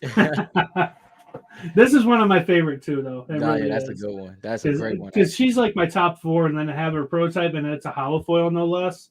Mm-hmm. But I think there's only 11 hollows. 2, 4, 5, 10, 2, 3, 4, 5, 6. Now there is another rare card that I've seen before. 10. I think it was a couple years ago on the Facebook group. It was a Gold Trooper on the front and a Skull Trooper on the back, or vice versa. Yeah, it was Italy stuff. There was they must have had a couple of sheets that got printed wrong, and they had a couple that got double printed. So Brazil did that too. They goofed up on their cracked ice, where they had some cracked ice that had different backs on them. Now I would be kind of cool. Like if I had a Gold Trooper Skull Trooper mix, that would be top level. This guy here's the one that set it all off. Yeah. Was with the arms crossed, the guy in the group that he had posted it and was like, "Hey, why is my card different?" This is what sent me down the rabbit hole to the prototypes, because the image difference, I knew at that point when I saw the card that something had been changed, but the backs and everything were just on, you know. Yeah. So and then they changed a lot of stuff, you know. The weapon cards, they actually made an error on this. The Burst Assault Rifle on the prototypes, they called it the Burst Assault Rifle Gun. And they printed that on the card, but the checklist says Burst Assault Rifle. Interesting. So they actually screwed up on the card versus their own checklist on the prototype print. Yeah. So and they changed the image on this one. But I do have a Havoc. I got a Havoc hollow foil. I got a Ruckus hollow foil. Ruckus, like Ruckus. And then Reflex. Oh man. Got his hollow. Nah, Reflex. Oh, I wish I didn't see that. But yeah, go ahead. Fly Trap for legendary. And then I got Yuletide Ranger on a hollow. And yeah, Sushi Master. He's hollow. And then Rook. Rook is an underrated skin in my opinion. Yeah, I like Rook a lot. That's it for the hollows. On those are the only hollow foils that I got on the prototypes. So what I've gotten from this interview is if you go on eBay and you see a gold foil pack Don't buy, blink. Don't blink. buy it Buy up. it, and don't open it. Don't Yo, open my it. goodness. It's I don't funny know. that I would have to open it on the channel. I feel like You the couldn't. suspense would kill me. But you wouldn't want to open it because it's got a Renegade Raider in it until you open it. there you go. That's true. That's true. My But then if the goodness. Renegade's in there, I can display it. Oh my gosh, Yo. I'm gonna be looking for gold But- packs all week. But it's also got a Black Knight in it until you There open you go. it. That's Right? So the value on a sealed pack like that would just be astronomical. Yeah. It would be insane. But yeah, I mean, I could sit here and go for the next hour on all the variations and unreleased skins. Listen. I do have quite a few. There is a list, Dylan. Mhm. If you want to pull that list up that I posted, if you go through Yeah. my post, it's there. Yeah. Okay. So for those watching, go to FortniteCards.com. I'm going to be uploading some of the. We're gonna have this interview up there, Yeah. and I'm also going to Yep. try to put the list of all the prototypes Yeah. and some ways to identify a prototype. Yeah. So I'll put those on the website just because we want everyone to be clear where these came Yes. from. Yeah. These are the grails of Series 1 for Wow. sure. They Right. are, and I've gotten some negative feedback, and the negative feedback I've received, I think, is guys that wanted them, and then the price point just went too high, Yeah. and it just made them mad, and I Mhm. understand that, but the reality is, these are some cards that there are a handful of, or Yeah. less, and that's rare in today's market to have something like that. And if you don't want to sell it for the price, that's up to you. You're the Yeah. seller, right? So Yeah. it doesn't matter like what they want to buy it for. It matters what Right. it's worth to you. Right. you Yeah. know? So I mean, I'm never I gonna have sell my guys that auras unless like the numbers go way up there. right. You know? So like if I'd rather buy it than sell it. So Me too. If I can still get Peelies at $40 a piece, I'll just keep Listen. buying them. That's Yeah. man, that's what I'm saying. Like it's like when it's like a true PC card to you and you do, you understand that it's like you're good with it being high and you're good with it being low. You just find the place that you fall in, and it's just, that's the great thing about it. If you really love Renegade Raider, you have the option to reload it. You have those things. and that's But what yeah. I'm doing. I can't Yeah. afford Wayne's. I can't Yeah. rip it from his hand. So I'm going for Reloaded as Yeah. her official released version of her rookie Right. card. Oh yeah. But this collection, this collection is amazing because we're all collectors. We've seen everything, and to see collections in other sectors of the market and the cards that they have, these long stories, whether you think about baseball, Pokemon, Yu-Gi-Oh, Magic the Gathering, and then you have it in the Fortnite community, and you get to see the collector, and it's not this mystical creature that it feels like. It's amazing to see, man. It really is. Yeah. And this is just some of this is just some of the stuff I pulled out for today. Yeah. I mean, I've got boxes, you guys. I've ripped tens of thousands of packs, cases and cases and cases. Me and Silas have sat down and ripped cards for so long. He just looks at me. He's like, "Dad, my hands hurt," and he's got to stop because his hands hurt. Yeah. We saw just- Series 1, mostly Series 1 stuff. Are you and Silas ripping Series 2 and Series 3 a lot? We saw like some Midases. Are y'all more Series 1 type of guys? Is that what y'all are? Yeah, it's going to run out eventually. So we're enjoying it while we still can, because it's going to get to a point where we can't rip Series 1 anymore. Yeah, and then we'll go. And we rip some Series 2 and 3, but as long as I can still get some Series 1 and it's still affordable, I'm going to rip it, Yeah. And so Dylan asked the right question, because it leads into so where are you now? Like what like seeing your collection, seeing what you have, seeing what you've accomplished, what you sold, what you've gotten back, all of your experiences. How do you operate when it comes to the community now? Not even just the community, but you and Silas collection. Like what does that look like? it looks like a couple of vaults packed full. Yeah. Yeah. I mean, we've got a lot of stuff put away. What makes you pull the trigger now, though? Like, what makes you pull the trigger on a card? Like, what is it? Just that build the collection that you already have. Is it anything like that's? No, I'm still building it because I know right now the economy is just tanked right now. So it's still a buyer's market. Right. If the economy hadn't taken a dip and things continued to rise the way we were going, Mm-hmm. we would not be touching cards in Series 3 for what we are now. Yeah. And Series 1 cards would have just continued going up. Black Knight base cards would be at $1,000 a card right now. Mm-hmm. You know, they wouldn't have backed down from 500, and they were raw. Like Don was saying, they're 500 raw. Mm-hmm. You know, and we were heading to that $1,000 mark on raw cards. Peely was heading to the $100 mark. You know, that was going to happen for a raw Peely card, and we're going to see that circle back around again. Yeah. So like I said, right now I just bought a PSA 10 Peely, and I'm bidding on one on eBay right now, and you know, I still hit people up all the time. You got any Black Knights for sale?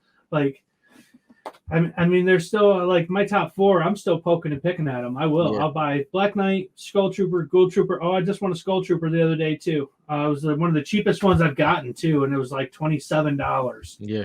And I'm sure it's probably got a couple bad corners, but whatever. It's going in the box, you know.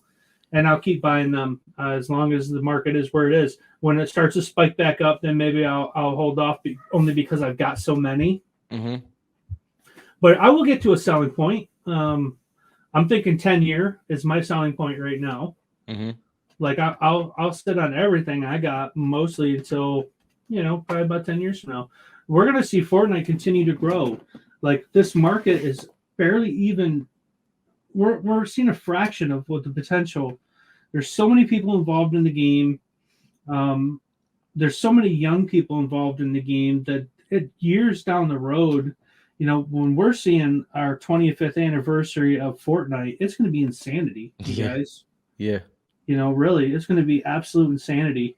Mm-hmm. Anybody sitting on Black Knights and Peelies and Skull Troopers and Ghoul Troopers in 25 years from now are going to be sitting on small fortunes. Yeah. You know, you've mentioned all those. Are you guys not interested in Reloaded? Y'all chase Reloaded at all? We've got 2 full Reloaded sets that we got put away, and a few loose cards. Not a lot of loose cards. I ripped a little bit. We probably would rip more if it was local, but because everything had to come from overseas, the shipping and everything else on it at the time was just like I didn't overspend on it because I was still consuming a lot of Series 1. Yeah. So we do have some, and you know, I've got 2. We're still sitting on 2 master sets, Brazils right now. Like when I could get them for a decent price, I bought 2 master sets. Yeah. And we're just sitting on them, you know, like that's the 10-year, stuff for sure. Yeah. You know, wait, because you're not going to, in 10 years, not only you're not going to be able to find them. Yeah. When you do, it's going to be so expensive.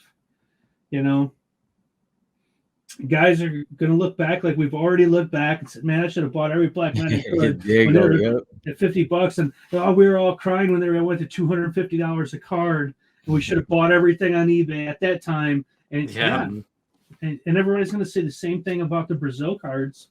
They're going to be like, man, we should have bought them when they were cheap. Oh, we should have bought them. I did buy them. Yeah. And I've got stacks of crystal shards, not even in the master set. I got stacks of crystal shards. We bought so many Brazil starter packs, and I was going to flip them, and Silas wouldn't let me. He's like, Dad, I don't want to sell them. I want to open them. I'm like, he's like, I know there's a Black Knight in there. I said, all right. So he started ripping them, and he pulls a Black Knight. He's like, see, I told you, Dad, there's another one in here too. There's another one. And here I got boxes of starter packs sitting on the table, you know, and I got people hitting me up like crazy, wanting to pay 4 times what I paid for them. And I'm trying to explain to Silas, like, hey, bud, you know, it's like 4 times their money on this stuff right now. He's like, I don't care, Dad. There's another Black Knight in there. So we kept ripping, and we get down to like the last 5 starter packs. He pulls the second Black Knight. Yeah. And again, he's like, I told you, Dad. Like, you got me, bud. You know? That's amazing, because I almost forgot this one question I want to ask, because I feel like you're a pure example of this. What did this do to the father and son bonding that you and Silas have? Because I really believe in that when it comes to the Fortnite cards in general, and y'all are like a representation of that. It was a big thing for us. We spent so much time together doing it and having fun with it. You know, making the trips to the store, sitting down and doing big rips. We videoed some rips. And now it's just like out of the blue, he'll just be like, let's rip some packs, Dad. Or he'll just go in the back room and reach into a box and come walking out with handfuls of packs. Yeah. Because I'm sitting on, I've got cases put away too. I've got cards put away, sealed product put away. And we don't really rip it all the time, but sometimes he just gets an itch and he's like, and now he's breaking out the top loaders and the petty sleeves and we just have fun with it. And he still plays the game like crazy, and we're building our account up. We just broke 700 skins on our account. That's insane. Yeah, that's insane. I mean, so I look forward to when we break 1,000 skins.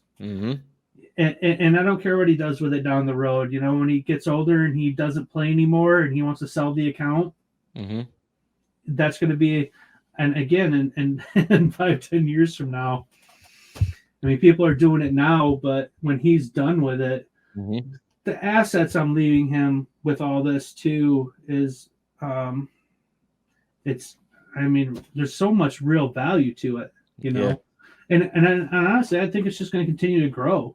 We're still seeing new people coming in all the time. People have no idea that it even exists. It's just going to get bigger and bigger and bigger.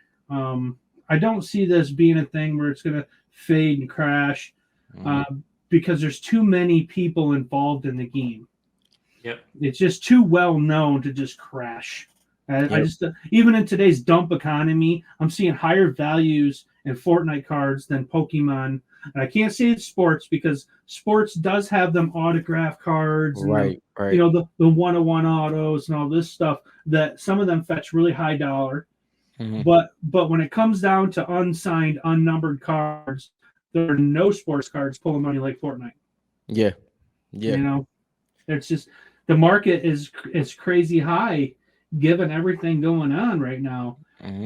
I see people making posts about, what do we got to do to make this thing get going and this and that. And I'm just shaking my head. I'm like, Series 3 just released. And you guys have got $1,000 cards coming out of the box that you can buy for $30. Yeah. It popped off. It popped off for sure. It already popped off. I went from the $20 a box to the $2,000 a box on the Series 1 Megas. So, I've already seen the pop off. I've already rode that train and lived it. And I'm still a part of it. And I want to still be a part of it. We reinvested a lot back into Fortnite. We did reinvest a lot into Pokemon too. Pokemon, it's got a good market. It's been around a long time. It's still going to be around for, another 25 years. I let Silas buy a car. Oh, wow. I mean, he bought a freaking yellow Camaro, and I put Lambo doors on it and customized it. And this is his car that he bought, that he wanted, that him and I are working on and customizing. So when he gets his license in another year and a half from now, that's his car. That's his car. And we do a little bit to it every year right now, and we just keep pimping that thing out, So that's one request I have from Silas is he has to put one of the Pilly base cards like on his mirror in the front, like just to go with the yellow, just to go with the yellow Camaro. That's what he got to do. He has to pay homage, right? Yeah, he does. He knows he owes a lot to Fortnite, and he has a love for the game, and his whole online community. And guys, they all play together. They do it regularly, and he's good. Silas is good. He would kick the crap out of me. Yeah. If me and him 1-on-1, he would make me look bad. Like he's gotten so good over the years. And I let him game. Like this is Silas's gaming setup right here. Yeah. This is his deal. This is how he rolls. And I'm all for it. As long as he's as long as he's into it, I'll let him do whatever he wants to do with it. It's a new world, It's not. I try not to get stuck in the old ways, because if you don't adapt and kind of go with things as they develop, you're going to get left behind. Yeah, and then you don't sell a collection for crazy amounts of money, right? That's true, though. It's you gotta real. Adapt. Yeah, you do. Yeah, you gotta watch what's going on around you. Yeah. Is one interesting thing you said, like, and it's funny because when it came, I had the kind of the same experience as you, but it was with my brother. But the thing is, obviously, I'm older than him by 12 years, so he never beat me in anything, right? Then Fortnite comes around, and like I'm talking about at this time specifically, the skill gap was astronomical. Like, so this was the first time I'm like taking orders from him. He's leading me in game, and I learned a lot about who he was as a kid at that time. But going into a young man, like, and it's crazy the things that Fortnite can show you just based off of the time you spend with your loved ones. It's pretty great to see. Oh yeah, Yeah, it's been fun. Well, I have to say I was blown away by your collection, yeah, Wayne. We've been wanting to do this interview for a long time. very long time. Yeah. Finally, glad that we got to it. Me too. But it's an amazing collection for sure. No, I love what you guys are doing, man. You guys are bringing out good content. You're bringing awareness about a lot of things that a lot of people don't think about. A lot of people don't know about. They don't, like some of the sources you guys are using for your information. A lot of people don't even know that exists. Or how do you find out who likes what, and where's the real popularity at, and what's in the storylines that you guys keep up on, and the relevance of skins that most people have no clue. Mm-hmm. Who the 7 are. Mm-hmm. They just know it's Fortnite. So the stuff you guys are doing is awesome, man. I support you guys 100%. We really appreciate that. It's people like you guys that support us that help us keep it going. So yeah, for sure. Damn, man. Well, Wayne, listen, we don't want to hold up any more of your time. This was an amazing interview. We cannot wait to release this. We hope that y'all enjoyed this. Please like and subscribe. Wayne, is there anything that you want from the community? Anything like that? No, I mean, the community is great. I gotta say a huge shout out to Dan for starting this group. Yes. Like it's brought a really good community together. For the amount of people we have and the amount of transactions that take place. I've dealt with Pokemon group, Sport Cards group. I don't know of any other group like this one. It is different. It stands out, I have to say, I 100% agree. It's like, if you guys haven't been to the Fortnite Trading Card on Facebook group, is that what the name is? You look this up. Fortnite Trading Card Exchange, I think. Something like Exchange, right? Yeah. Let me pull it up real quick just so. Yeah. Fortnite Trading Cards Exchange, buy, sell, trade is the group. It's an amazing group. Yeah. Daniel Rowe did an amazing job putting this together. I'm so glad I joined it. Yeah. Me too. I tried buying the group from him a couple of times. He refused to sell it to me. Yeah. I mean, I've been in some other groups and stuff like that, and this one is just, I don't know, it's just because like I'm so comfortable with Fortnite, but like I just feel like included in the community. Everyone talks, everyone shares, and they buy, and just being able to like trade. Like I've done trades and stuff, and it's been pretty seamless. So like I really enjoy the group. Yeah, there's so many people in that group that's helped me get to where I'm at. It's insane. So yeah, I can't thank everybody in there enough, for everything they've sold me, bought from me, traded with me. I've done so many transactions. I can't even begin to think of how many different deals I've done in that group, and I've never had a bad transaction. Yeah. I think the worst experience I've had is some inexperienced packaging. Guys are shipping stuff, which is to say that's you're gonna have, that's gonna be anywhere. But I've never had a bad transaction, and I know everything I've done in this group, so that's a good thing. For sure. All right. Well, we thank you, Wayne, for joining us, and I'm sure we'll talk to you again on a live coming up because I see you pop in there. So. Thanks again for this interview. It's been great. Yeah. Thanks for having me, guys. Appreciate it, man. All right. We'll talk to you later. See you, Wayne. All right.